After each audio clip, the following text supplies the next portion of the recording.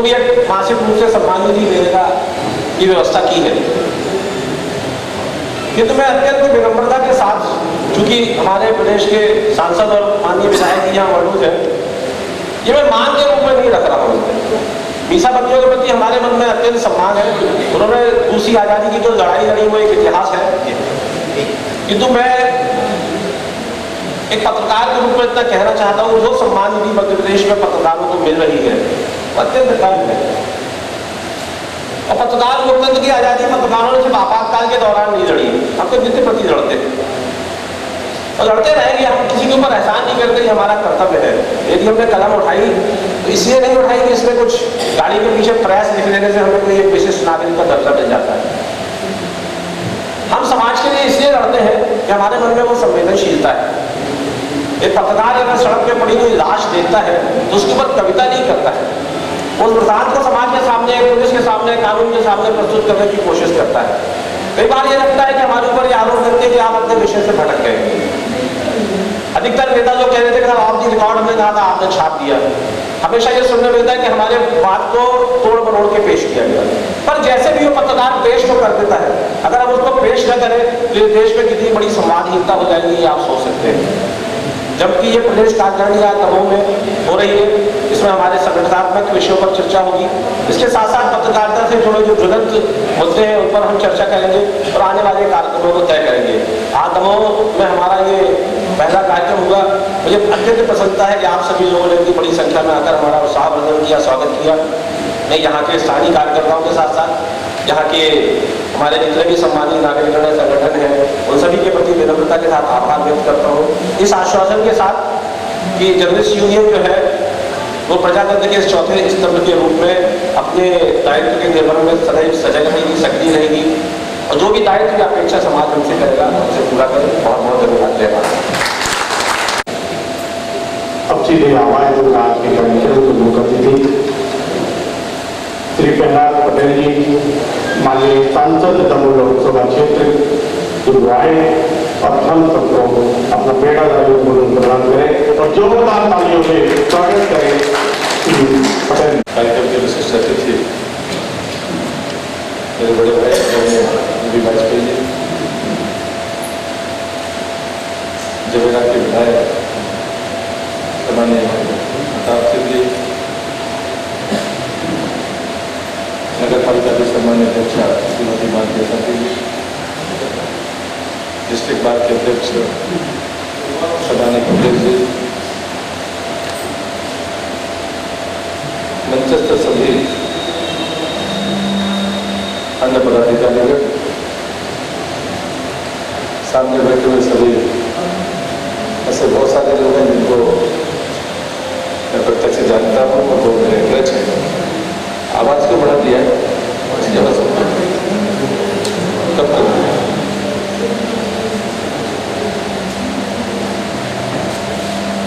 जो मुझसे उम्र बढ़े हैं उन्हें प्रणाम करता हूँ और जो मुझसे कम है उन्हें नमस्कार करता हूँ।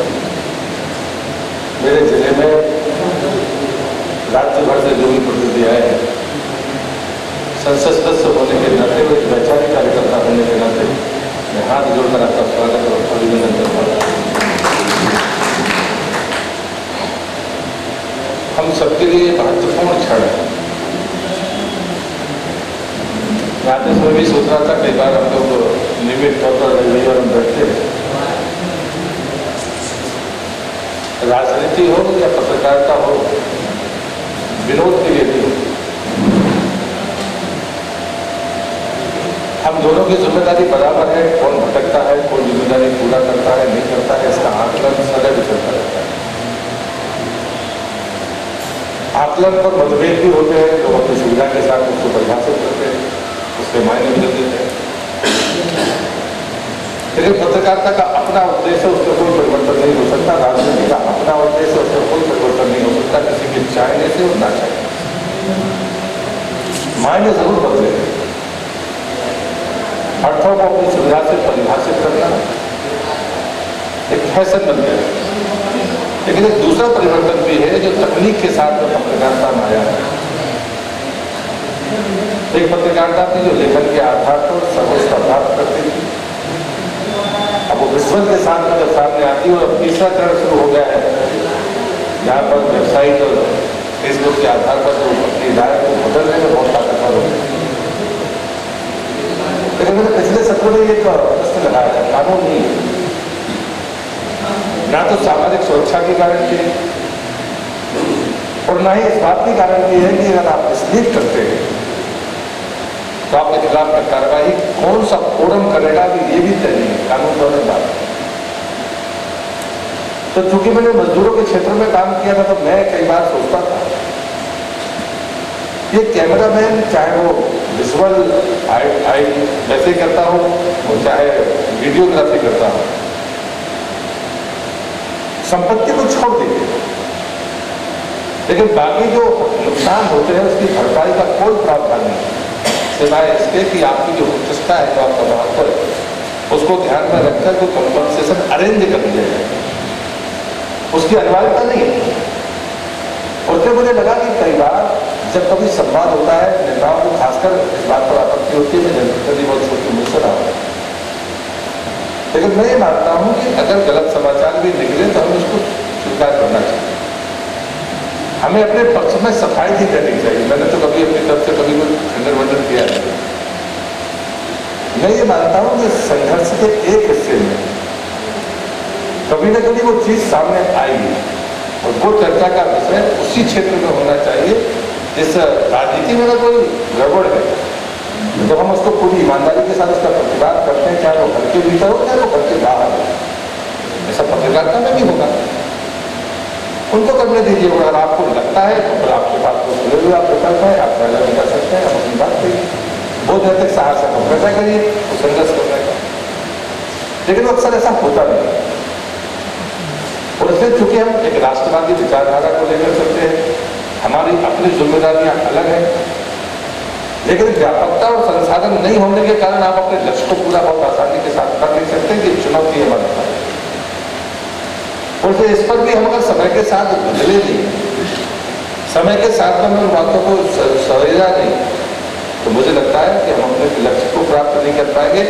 ये बहुत हमारे लिए दुखदायी नहीं होगा, लेकिन समाज और देश के लिए कष्टकारक हो सकता है, क्योंकि फैशन तो नहीं बन पाए। मेरे मित्र एक सदस्यी मित्र है, उन्होंने पत्र लिखा था, उनकी मतलब की बहुत सारी बातों को समझ करके पूछता हूँ। उसमें एक बात तो मैं कई बार बोलता हूँ, मुझे पत्रकारिता के बारे में लिखी। मेरे मित्र बैठे हैं पंकज जी, वो जानते हैं, चौधरी हमारे मित्र थे। हम लोग कोई बहुत पढ़ने लिखने वाले वो वैचारिक लोग नहीं थे, उधर लिखने को लिख कर गया है, उसको लगा नहीं सकते, वो दुनिया में नहीं है। उसमें पहली बात लिखी कि पत्रकारिता और साहित्य में, जर्नलिज्म और साहित्य में ये अंतर है कि साहित्य पढ़ा नहीं जाता और पत्रकारिता पढ़ने लगे। 81 में वो खत्म हुआ है। दूसरे उसने जो अंतिम वाक्य लिखा है, ऐसे करीब 45-46 बातें हैं कि जनता सदन पुकार बताएगी नूतनता नूतनता नूतनता, एक आशीर्वाद तक के दो तीन कहते पत्र खत्म कर दिया। तो अच्छे में खत्म हो गया, उनके तो धीरे धीरे 9-10 महीने बाद पत्र दिया, वो आदमी मेरे पास सुरक्षित है। बहुत सारी ऐसी बातें भी जो अर्थशास्त्र को प्रभावित करते, उसने अर्थशास्त्र कभी नहीं पढ़ा, बेहद प्रकार के नशे करने वाला, भांग खाने वाला व्यक्ति था, लेकिन वो लिखकर गया है, उसको बदलने के लिए मैंने पार्लियामेंट में वो बातें कही। लेकिन नयापन का दौर है, ये नयापन हमको कहीं पीछे तो नहीं छोड़ देगा। हमारी बात हम पूरी जिम्मेदारी के साथ रखने के बावजूद भी अगर हमने उन तकनीकों का अगर सही तरीके से उपयोग नहीं किया तो जो गलत ढंग से संसाधन जिन्होंने प्राप्त कर लिया है, उपचार प्राप्त कर लिया है, वो तकलीफ देते हैं कि आपका भी अनुभव हो तो मेरा भी अनुभव हो। क्योंकि मैं राजनीति में कभी भी समझौते की राजनीति मैंने की नहीं है, तो इसलिए मैं कई बार महसूस करता हूँ कि ठीक है कि अगर आपको प्रचार के 2 तरीके हैं, या तो आप स्वयं मैदान में रहिए, अगर परिश्रम करिए, वैसा तंत्र स्थापित करिए, तो फिर आपको जरूरत नहीं है, कोई प्रचार भी करेगा तो आपको जवाब मिल पाएगा। लेकिन मैं आपसे प्रार्थना करूँगा कि सिर्फ प्रचार नहीं, वो वैचारिक तरीके से उसकी पुनर्स्थापना के लिए आप भी उस तकनीक के बारे में और व्यापकता के साथ विचार करें। नहीं तो एक इवेंट को शायद हम पूरा करेंगे, शायद हम वो मूवमेंट नहीं खड़ा कर पाएंगे जो राष्ट्रवादी विचार के लिए बहुत जरूरी है। और इस अवसर पर आप लोगों की धरती पर आए, भगवान नागेश्वर नाथ का यहाँ स्थान और वो मैंने सांसद के रूप में मैंने नहीं दिया, मेरे पूरे इस कॉन्स्टिट्यूंसी के लोगों ने, जिससे मैंने एक अच्छा मेरे लिए जीवन का अनुभव है कि हर विधानसभा क्षेत्र से मैंने कहा था 3 नाम चाहिए। या तो मैं आप एक फोटो से जीता हूँ, या आपको लगता है कि गाँव होना चाहिए, लेकिन आबादी 3 से 5 हज़ार होना चाहिए। सब में 3 की सूची थी, लेकिन हर व्यक्ति कहता था कि अगर भागलपुर हो जाए तो अच्छा, लेकिन उनको विधानसभा में नहीं है। और जो सर्वसम्मत तरीके से उस स्थान का हमने चयन कर दिया। और मैं मानता हूँ कि चूंकि इस जिले पर उनकी कृपा बरसती है, ऐतिहासिक रूप से भी उनका अपना स्थान है, वो स्वयं शिवलिंग है। और कभी मराठा जब यहाँ राज करते थे, तब से लेकर वो परंपरा आज भी विद्यमान। मुझे जानकारी लगी है कि आप लोग भी वहाँ पर जाने वाले हैं। मैं आप सबका उनसे प्रार्थना करता हूँ, इस राष्ट्रवादी के इस विचार प्रवाह को वो आंदोलन का स्वरूप जल्दी बनाए, ताकि देश का भी लाभ हो। पत्रकारिता स्वस्थ और सत्य आधारित होगी तो उन तमाम लोगों का भला होगा जो वास्तव में प्रकृति अपने हित चिंतन में लगाए रखना चाहती है। मैं आपको अपने जिले में वैसे आप सभी का हृदय से अभिनंदन करता हूँ। तो जो आप चर्चा के बाद प्रस्ताव तय करेंगे या निर्णय करेंगे, मैं ऐसा विश्वास करता हूँ तो समाज और देश के लिए बेहद महत्वपूर्ण साबित होंगे। उसका अनुसरण करने की जरूरत पड़ेगी तो मैं आपको जरूर वचन देता हूँ कि हम जरूर उस मार्ग पर